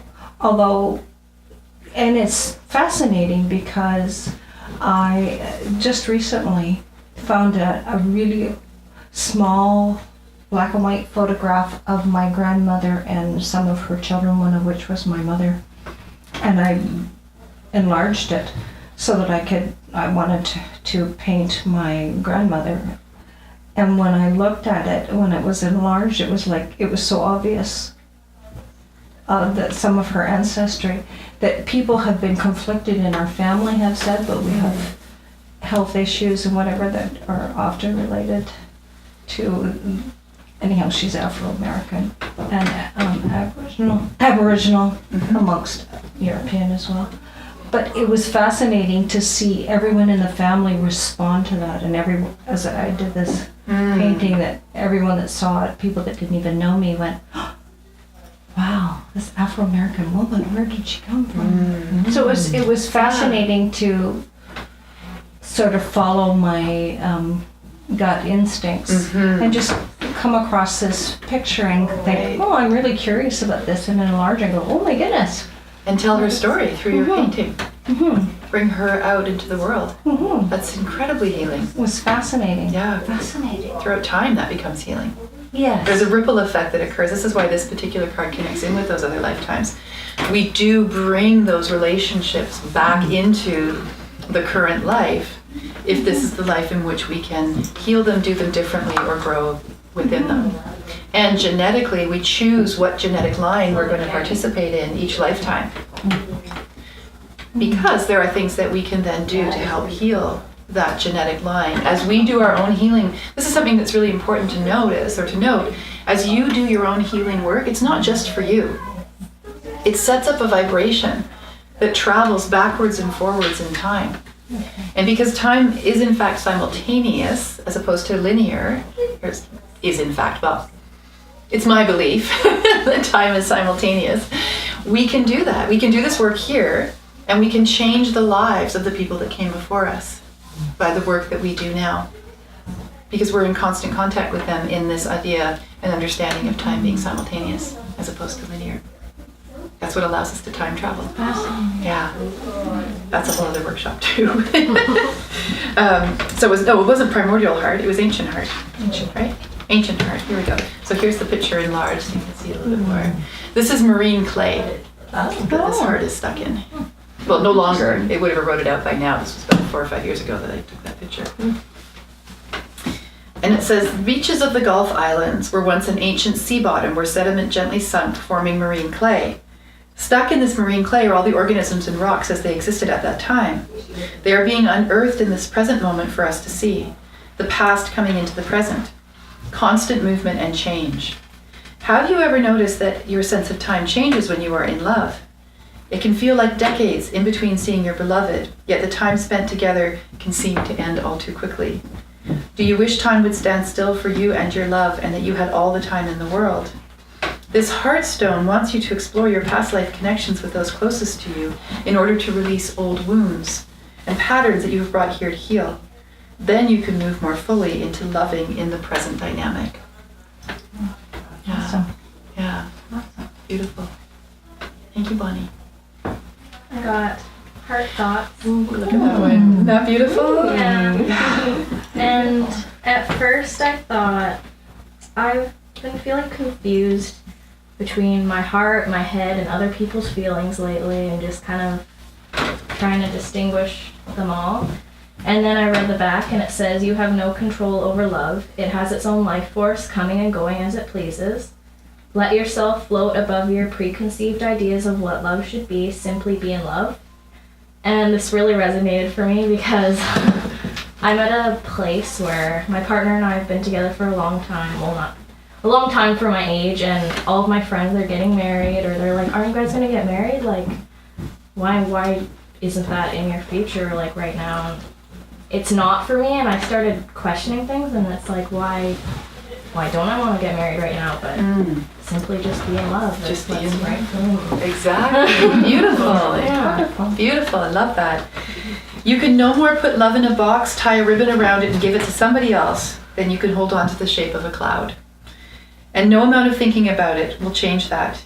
You cannot make someone love you or tell them how you cannot make someone love you or tell them how they feel and make it true for them. Love is expression, not direction. Love can take you in the direction of someone, but only if love feels that it is right for both of you. True love happens when it is given freely and received openly. Again, you do not control love or how it manifests in your life. Be like the clouds, always changing and flowing and moving from one state to the next. Avoid wondering if the storm will pass and the sun will shine again. It all just is. Where you do have control, some might say, is how you choose to navigate love, either welcoming it into your experience or pushing it away. Which do you choose? Yeah. That heart cloud, we were arriving at Main Island from Victoria. We had a whole busload of kids with us, and we were standing at the edge of the platform as we came up onto the dock, and I looked up, and it actually was this way in the sky. And I grabbed for my camera because, of course, it's a cloud, right? It's moving really quickly. It's going to move. Yeah. But I just knew it was so significant. This whole idea of how fleeting that control that we think we have over it is. And really and truly, you cannot tell somebody else how they feel. It's not your place or business to tell them how you feel. And that was a lot of what my experience was in that other relationship, was I was being told what I was feeling and what I wasn't feeling. I love you. No, you don't. Well, what do you mean I don't? I've just told you I love you. Well, you don't. And after a while, that becomes a real turn off. Yeah. When your feelings are not simply accepted for what they are, and you're not allowed to be in those feelings and have them validated. So that's part of what that message is. And then the other part is exactly what you have said. I'm just going to be in love. Why put a structure on it? Getting married doesn't make you love the other person more. Right? And if the choice is to be married, do it because it matters to you that you are standing up in front of your community and your family and your loved ones and saying, this is my person. Right? Not because it's expected of you, not because it's morally wrong if you're not, and all the other reasons that culturally we have this idea that we need to do this. Do it for your own reasons and make it your own experience when the time is right. Yeah, beautiful. Thank you. Okay. So I got heart focus. So to me that looks like a rock. Am I correct in that? It's actually a clamshell. A clamshell. Oh, very interesting. And it is meant to be out of focus. That's on purpose. Oh, okay. Yeah. So it says, your heart and love feel out of focus. Become clear on your intentions in love and relationships. Become clear on who you wish to be in relation to another or to yourself. So for me, this kind of speaks to the relationship with myself. I'm in school. I'm graduating this year, so it's been really stressful. Plus, I work full-time, and I'm a youth counselor, so I'm always taking care of other people. So for me, my intention once I graduate is to take care of myself. And right now I have that intent, but it's not really like clear because I don't have time to really put that energy into it. So yeah, that's kind of what it meant for me. I know where you're coming from. When you are a healer, when that is your natural way of showing up in the world, this idea of looking after yourself, it does seem to get in the way, doesn't it? Totally. How can I be there for other people if I'm taking an hour out of my day to go get a massage? It's one of my biggest challenges. I consider it one of my life themes, self-care. And yet, here I am creating space for all this healing to happen for other people. We just went through this big experience of being renovicted in Victoria. So we're actually at the moment sort of homeless. We're living in a camper up in Parksville, which is lovely, and we have a place on Main Island, which is lovely. We don't have an address this month. It was we're in between places with this rent eviction. And I had the intention we'd move over to Maine for the month, and I'd just see clients over there. And it was one of my dear friends who's also a client of mine, when I told her this intention, she said, "Are you out of your mind? Look at what you've just gone through. You're gonna hold space for other people?" She said, "I don't think so. You're not gonna be able to be there for them." And she was absolutely right. And I had been hearing it, my inner voice going, "No, you need a break. It's okay, you can take this month off and do something different," which is what I'm doing with all of these talks and workshops. It's a different kind of energy than holding space for someone else's healing when I'm going through a healing crisis of my own. So these lessons will always show up for you. And I can tell you from my wisdom years or whatever, from where you are now and where I was when I was your age and where I am now, how important self-care is. I can tell you to make space and time for it. I don't even do it myself most of the time. But I will say, if that's your intention, start now. Don't start when you graduate, because I guarantee you're going to find some other reason not to start, and some other reason not to start, and some other reason not to start. Find a way to do it now, like what you're doing today. Yeah. It's a perfect example. I have lots of homework, so taking 2 hours to do this was a big deal. Yeah. Yeah, And you're going to feel so much better for it. totally. Yeah. And it doesn't, you see, self-care doesn't have to be a big deal. It can be a cup of coffee quietly in the morning. It can be going out for a walk and giving yourself a half-hour break in between studying. It doesn't have to be an hour and a half long massage. It can be, it's lovely when that is what it is. There's lots of little ways that you can tell your body that you're taking care of it so it can take care of you better. And this card goes on to say, "There was a smudge on my lens when I found this heart shell at Helen's Point on Main Island.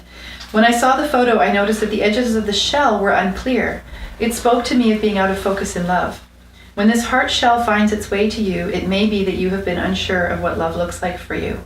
Is it the fairy tale romance, hot, passionate love, or the love of friends? If you are unclear, then how can anyone meet your expectations?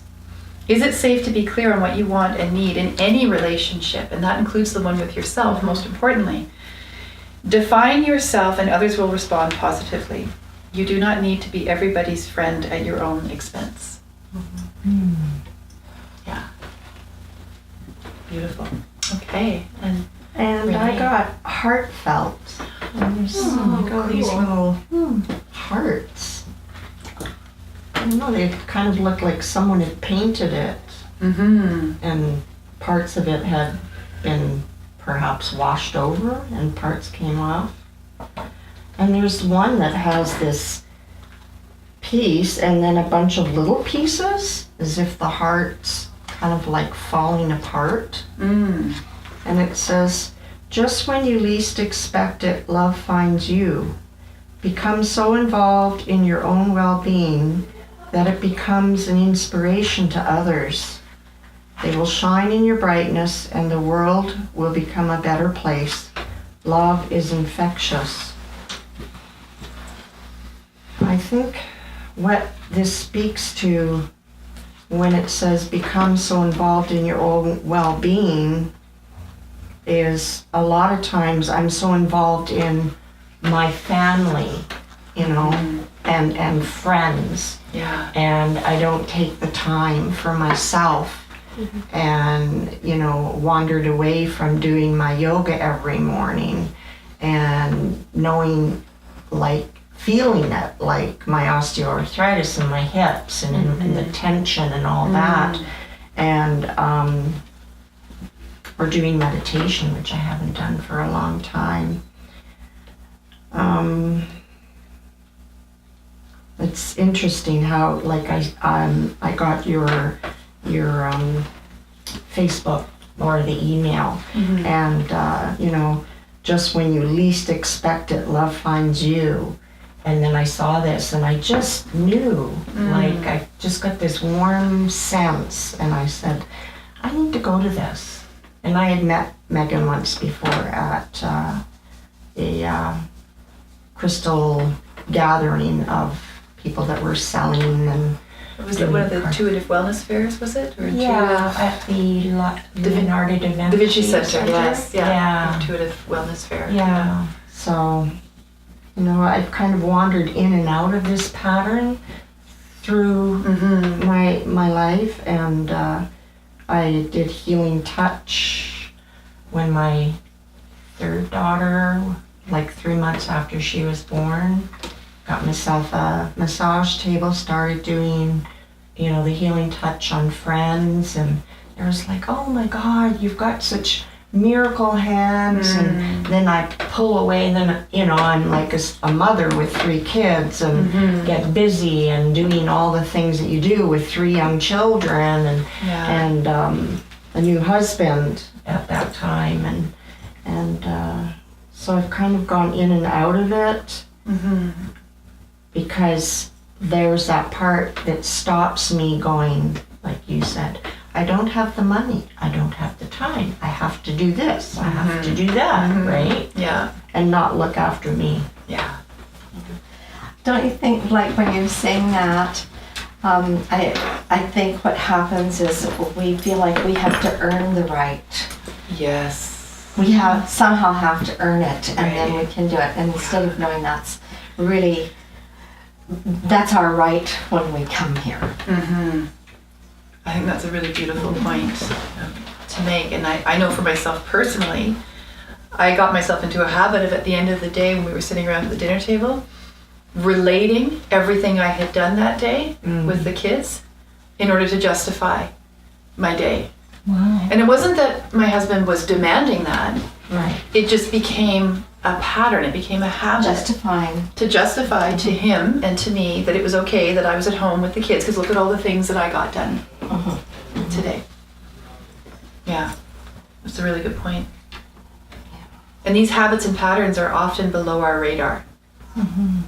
We don't realize we're doing them until someone points it out to us. And even then we might go, no, I don't do that, as we continue to do it. And I still do it. I still do it. I think it's part it's of our, ingrained. part of our culture, even as women.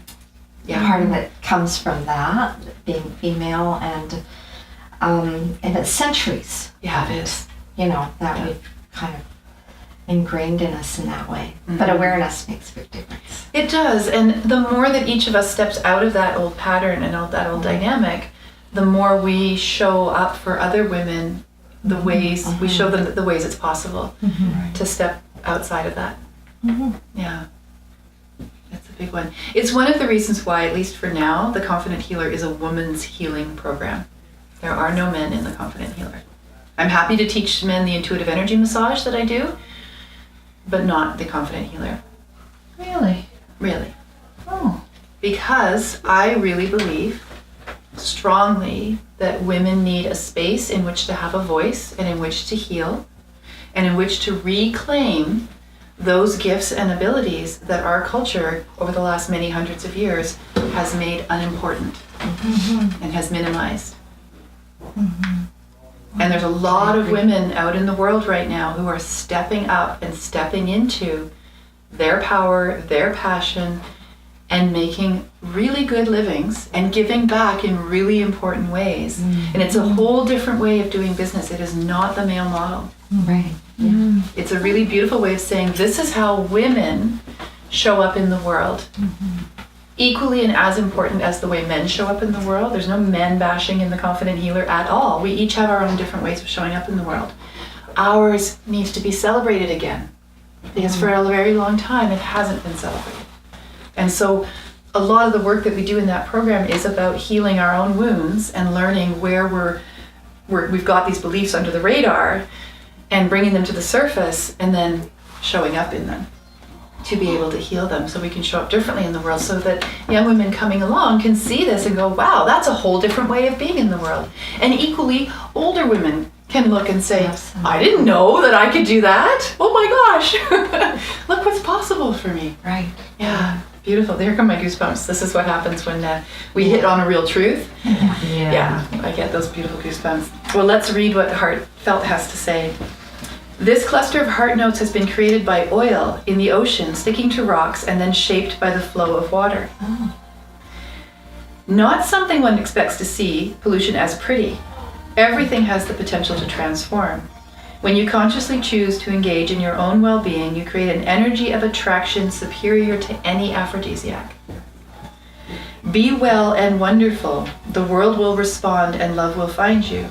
You can write as many wish lists for love and join a dozen dating sites and still not find love. Love yourself, create loving energy towards yourself, and you will attract love like a magnet. Remember, love is contagious. And really, at the heart of every single one of these cards and these messages is the self. This is what it always comes back to, the self. And as women, we are taught, don't be selfish, right? Put everybody else's needs in front of our own. And again, I'm not saying that as victim or martyr. This is an expectation that we've grown up in. What I want to see happen is women learning to put themselves in the center of their experience so that our well-being, our taking care of ourselves, our putting the oxygen mask on first, allows us to show up and then be able to help the people around us, not at our expense, health-wise or energy-wise, but in a way that reflects back to the people around us how important they are to us. Our self-care shows them how much they matter to us, because it shows them we want to be here for them. And we have to do it for us first. It touched me a lot. Beautiful. This is something that's really lovely about doing this kind of reading, is that these cards, while personal for each of you, the messages on them, every woman here has gone, oh yeah, yeah, oh I get that, yeah, that. There's a reflection that happens there with this. And each of you, in interpreting the message for yourselves, has connected into your intuition and to a deeper sense of yourself. The moment that you choose to work with something like this, you actually go into an altered state of receptivity right away, where you say, I'm ready to hear, I want to listen. And then that's how the perfect card finds you, and it gives you that bit of information that you didn't even know you were asking for on sometimes. And what I find is that when people ask a question and then pull the cards, the answer they receive is very often not to the question that they asked, but to the deeper question that they were afraid to ask. Because sometimes we don't want to know, we don't want to acknowledge the answer that we already know to be true. Well, then we have to make a choice, right? Yes. Either act on it or That's right. deny it. Right? And take responsibility Yes, for absolutely. ourselves and our choices. And these are the tools that can empower us to make those choices for ourselves. It's an interesting story when at one point my former husband and I got to a place where we just couldn't even talk to one another. So we started pulling rune stones. Is anyone familiar with rune stones? I've seen them. Yeah, there's symbols on rocks or bones, and each symbol has a significance and a meaning. And he and I had been working with rune stones just for fun ever since we were kids. So this seemed like a good thing. So I started pulling a rune stone in the morning and leaving it on my chest of drawers. And then he'd see it, and he'd get the message. He'd go to his book and he'd open it up and he'd read it. And then he'd leave one for me at night. And all the stones that I was pulling were all about expansion and freedom and transformation and cycles. And all the ones that he were pulling, almost all of them were upside down, which is the harder path to take, and were about struggle and conflict and getting in your own way. It's really interesting. An interesting form of communication, not one that probably a couples therapist would recommend, but it works for us. We've got about 10 minutes left. I would love to do a quick 3-card pull and briefly explain to you the way that I work with a 3-card pull. I'm hoping I can do that in about 5 minutes so that we've got a little bit of time extra. And I don't mind staying a little bit later as well to answer any questions or comments or experiences that you want to share in that time, okay? So with a 3-card pull, I'll use this deck because that way we won't get repeats. The traditional way to work with a 3-card pull is recent past, present moment, and immediate future. So you're in a situation, do I stay in my marriage, for example? And you look to the first card to represent the struggle that you've had or the situation that you're in the recent past. The middle card represents the present moment in guidance or in meditation messages, and then the third card represents the near future. what you can anticipate might happen for you. Then I take it, and I explain this in the book, I take it deeper for you. We also look at the first card representing the mind, so that's what you're thinking. The second card representing the body, how you're holding it. And the third card representing the soul. That's the higher mind, the higher thinking. Then we take it even further, where the first card represents the situation, speaks to the situation. The second card is the guidance that's being offered. And the third card is the outcome should the guidance be followed. So we take a 3-card spread and we make it into a 9-card spread. And we use each same card for those 3 different areas. Cool. Do you explain that in your book? I do, yeah.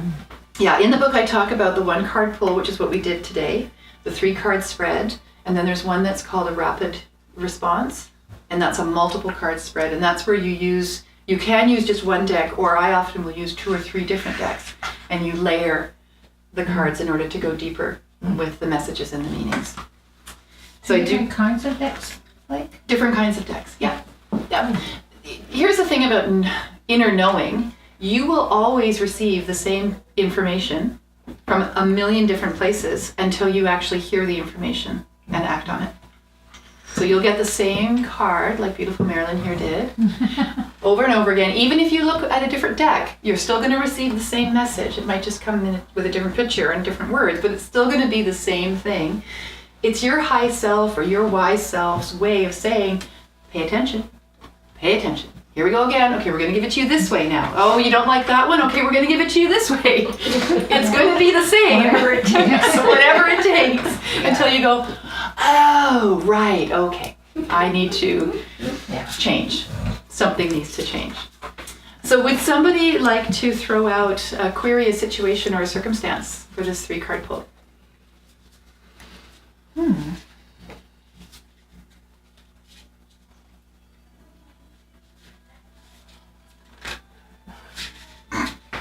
How about, should I take your course? Okay. Should Marilyn take, is it in Marilyn's highest good at this point in time Yeah. to sign up More to that and point, take the in this confident point healer? of time. In this point of time. For some time, for sure. That's right. Yeah, if we were to ask the pendulum, we might get a yes, but it might be 5 years from now. Yeah. We got to be really specific, right? Okay. So heart thoughts. Isn't that interesting that that's the first card? That's her mind. Oh. Passion's heart. I had to read that card for someone else, and it's like, okay, I'm supposed to look her in the eye while I'm looking through this. Didn't happen. Didn't happen. Heart cycles. This is one that we already had today. That's so funny. That Heart's Passion card is exactly what my fireplace looked like when that picture was taken. I heard the wood settle, and I looked up from being on the sofa reading my book, and there was this heart Wow. in the flames. That's amazing. Cool. And let's just for a second, let's talk about sex, baby, because metaphysics doesn't like to talk about sex. We're happy to talk about money. It's sort of this weird flip over. Yeah. Out in the world, we don't talk about our finances, but we'll tell each other about our sex lives. You go into metaphysical conversations, and it flips. People are happy to talk about their money because we're in this whole thing about abundance and creating money and money relationships and change. But sex, are we allowed to have that in metaphysics? Are we allowed to do that? Connect in with our passion and our bodies, and hell yes. Okay. This card isn't just about sexual passion and exploring that aspect of ourselves, which has its own wounding from hundreds and hundreds of years ago in our own lifetimes as well. It's also about connecting to your passion. Mm-hmm. What are you passionate about? What gets you all juiced up and excited? What is it that when you think about it, you go, oh, yes! Just before all of the reasons why you can't do it come in. So heart thoughts, we had that today as well. So looking at it from the perspective of this is the recent past, okay, what you've been thinking about in the recent past. This is the present moment, connecting in with a passion, and heart cycles coming in as the near future. Okay. When we look at this one from the timeline perspective, this could be connecting to, is it the right time? Mm-hmm. Are you at a point in this, whatever cycle you're in right now, where this is the right moment for this to occur for you? Okay. Heart thoughts, think about that. What have you been thinking about in terms of your desire and passion to take your metaphysical learning, your spiritual path deeper, your healing path deeper, your path as a healer? What are the repetitive thoughts that have been going on in your mind? You want to, but you pull back. You want to, and then you pull back. Yeah, I need to trust. I want to develop my trust in the process. Mm-hmm. And so that has a lot to do with what you're thinking. Your trusting has to do with how you're thinking. Mm-hmm. Is it safe? Do you feel safe in stepping into this role for yourself? And you know, it scares me the amount of work that you've been mentioning, because, you know, for 2 months of that, I plan to be on holiday, thanks. Well, good. You can take it with you on holiday. You can make it part of your holiday, because this is for you, right? And I'm not going to try to convince you of anything. It has to be a fit for you. That's absolutely integral for me. When students are invited in, it has to be a fit for both of us. So this is all about, what are you thinking about? What's going on in your mind? What has been happening recently for you with this question? Mm-hmm. Okay. You've talked to me a number of times now. Uh-huh. Move into this card. So this was the mind, now this is the body. Now you've done 2 workshops with me this week, Yeah. right? What's your body telling you in answer to that question? Is it a pull forward or is it a push back? It's certainly not a push back. Okay. It's just a matter of, okay, when? Just go into the yes or no. What is your body telling you, yes or no? You've got free will. You can do whatever you want with the answer. I just want to know what your body is telling you right now. Yes. Well, I think yes. Okay. And I mean, I'm the sort of person that, like, I get things in my dreams and stuff like that. And I had a deja vu during the first hour of this. I went, oh boy, all right. Because that's how I get clues Right. that I'm going in the right direction. Right. You actually arrive at the moment that you've been waiting to arrive at. Mm-hmm. Yeah. Okay. So that's the body. Now we talked about this is the circumstance and situation right now. So really this is you following your heart, your heart's passion. Mm-hmm. Okay. Okay? In this present moment, that's the question you're asking, and that's what's being asked of you. Okay. Okay? Are you willing to do this? We didn't get this card yet, so I'm going to read what it says on the back, all right? It's really juicy.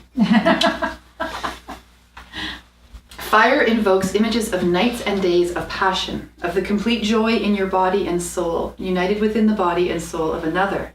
All of your needs being exceeded, pushed to your limits in physical craving. Challenge what you think is possible in passion. And most people, when they get that card and they read it, they go, oh, that's all about sex. It's about the body.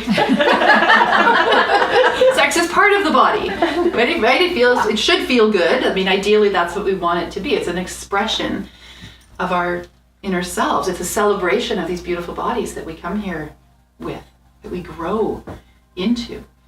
And the more that you trust yourself in physical passion with another person or with yourself, the better your relationship is with your body. The more you trust your body, the easier it is when your body says yes to anything that's important to you, the easier it is for you to trust that. Because you have that understanding and that trust with your body. You can trust your body to make you feel really good, and you can trust your body to tell you the truth. So it is connected, even when it makes us blush. And then heart cycle, as we saw when it came around today, is all about, so allowing your love to change and grow or fade if needs be. See the heart healing in the ashes of your transformation. This was the card that came up for somebody yesterday in the workshop. It was that transformation. Okay. Are you ready? Does it feel like, in total honesty with yourself, not the doubting demon, not the backpedaler or the inner critic, in total honesty with your wise self and your divine essence and your inner wisdom or your inner strength, is now the time? Without any buts. Remember, butts are what we sit on. It's we sit not on our butts, about, that's it. it's more like, because of that other reading that I had, it's like, it is time, and I'm going to pay for it if I don't. I mean, I've already paid well. I broke my shoulder in July last year. And, well, the last 5 years have been interesting, let's just say. Okay. And that was the culmination. I mean, And, you know, like when I had my car accident, I got this little voice in my head that said, well, you know, it wasn't enough to kill you. You know, I'm like, okay, so what was the point?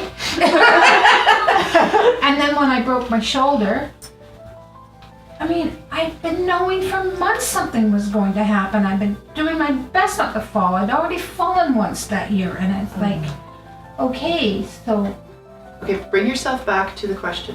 well, it's more like out of fear of any more of that happening. Okay. But that's, yeah. They want me to get back to my fairies and Your divine essence.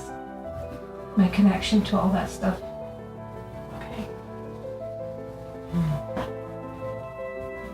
There's only one spot left. There's only one spot left now. Marilyn's on board. We'll get you registered. Okay. Okay. All right. Any questions, comments that have come up over this beautiful time that we've spent together?